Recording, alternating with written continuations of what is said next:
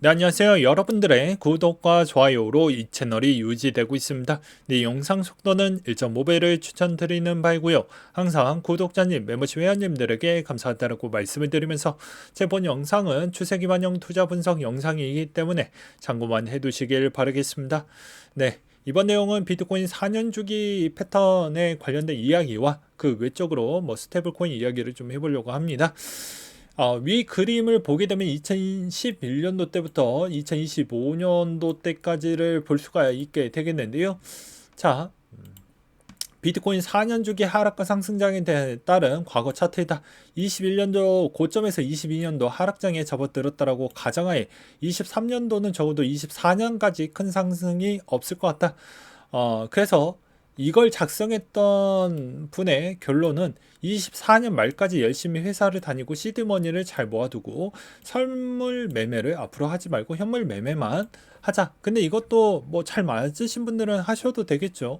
그리고 비트코인은 못해도 이평선을 200일선 정도를 좀 보고 잘 맞춰서 하는 게 낫지 않겠냐 라는 의견들이 많이 나와주고 있는 실정입니다. 그리고 2025년도 때 다시 큰 상승장이 도래해서 수익이 나올 수 있는 확률이 매우 높기 때문에 그렇게 봐야 되지 않겠냐라는 의견들이 있었는데요. 이게 이제 반감기 시점 대기마다에 따른 차트 트렌드 표를 표기해놨던 내용인데요. 자, 12년도, 16년도, 20년도, 24년도 이제 곧 24년도 곧 오죠. 그러면 현 시점에서 반감기 시점 전과 후, 전과 후, 전과 후, 또 전과 후가 되겠습니다. 전에 있었을 때 좀 많이 떨어졌던 폭이 있었던 12년도와 그리고 그렇지 않고 후의 패턴에 약간 낙폭이 좀 더 있었고 2020년도 때도 마찬가지로 낙폭이 좀 더 있는 상태에서 조정이 나왔기 때문에 전후에 있는 패턴에서 여전히 변칙과 변동성이 워낙 컸다. 그러니까 즉 여러분들이 2024년도 맞이할 때 그 전에 좀 낙폭이 나오게 되면 적정성 맞게 접근해서 추가적으로 확보하는 전략, 그리고 그 이후에 다시 한번 시드를 모아서 24년도 반감기 지나고 나서 한 번 더 조정이 나오게 되면 그게 아마 거의 마지막 조정 단계이지 않겠냐라고 저는 말씀을 드리고 싶습니다. 그래서 이 전략으로 비트코인과 이더리움의 이제 비율도 어떤 분이 이제 물어보신 분이 계시더라고요. 예, 비트코인 같은 경우는 비트코인만 요즘 잘 가고 이도 대비도 점유율 대비가 많이 올라왔기 때문에 아무래도 7대3 비율로 가는 게 가장 낫지 않을까 싶습니다. 그 다음으로 이제 스테이블코인 좀 이야기를 해보려고 하는데요. 바이낸스 새로운 소송이 좀 많이 예고가 보여지고 있다라는 이야기가 돌고 있습니다. 자, 여기에서도 보시다시피 현재 바이낸스 쪽에 따른 소송권이 다양한 회사들과 13건의 민사소송이 걸쳐져 있습니다. 그래서 실제로 바이낸스가 과거에 여러 가지 작년이죠. 2022년도 때부터 소송전과 여러 가지 문제점으로 인해서 현물 거래량이 40% 이탈했다는 이야기도 많이 나왔잖아요. 근데 이게 바이낸스와 이제 관련된 이런 민사소송이 연달아 이제 천천히 나오게 되게 되면 그게 또 바이낸스에 추가 타격이 분명히 있을 것으로 보여진다라는 주된 내용이라고 보시면 될 것 같습니다. 여기서도 이제 DOJ라 바이낸스와 새로운 사안으로 기소를 하게 될 경우 신청한 보호 명령과 안건이 분리되므로 여전히 바이낸스 괴로운 상황에 봉착될 수 있다라는 이야기가 나와주고 있는데요. 자, 17년도 바이낸스 처음 런칭할 때 바이낸스 직원들에게 이런 문자를 보내기도 했습니다. 모든 업무는 시장 점유율과 향상에 관련이 있어야 된다. 그리고 최근에 이제 트윗에서도 이런 이야기를 남겼죠. 선물을 웬만하면 특별팀 빼놓고는 나머지는 하지 말아라. 라고 이야기를 했기 때문에 더욱더 직원들의 반관심은 더 높아질 수도 있을 것 같기도 합니다. 아무튼 그 덕분에 엄청난 기술 부분에 집중화해서 좋은 바이낸스 플랫폼이 나왔다라고 볼 수가 있겠고요. 그렇지만 또 한편으로는 바이낸스가 계속 독식하는 시장으로 가기에는 좀 어렵지 않겠냐. 그래서 바이낸스 힘을 좀 빼고 테더사도 좀 힘이 빠지는 형태로 가지 않겠냐라는 이야기가 돌고 있습니다. 그 다음으로 이제 테더 이야기를 좀 해보려고 하는데요. 자, 여기에서도 보게 되면 델텍은 사실 아이솔라 캐피탈과 몸통이 같다 라고 되어져 있어요. 그래서 여기서도 테더가 오히려 델텍의 을에 가깝다라고 본다. 그 이유는 무엇이냐?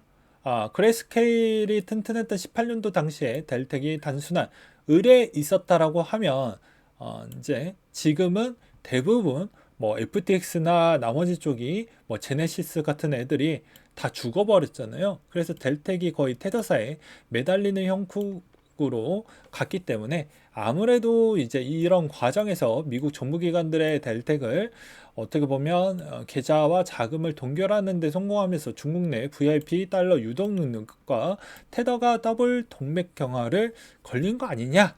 라고 그런 내용들이 계속 쏟아져 나오고 있습니다.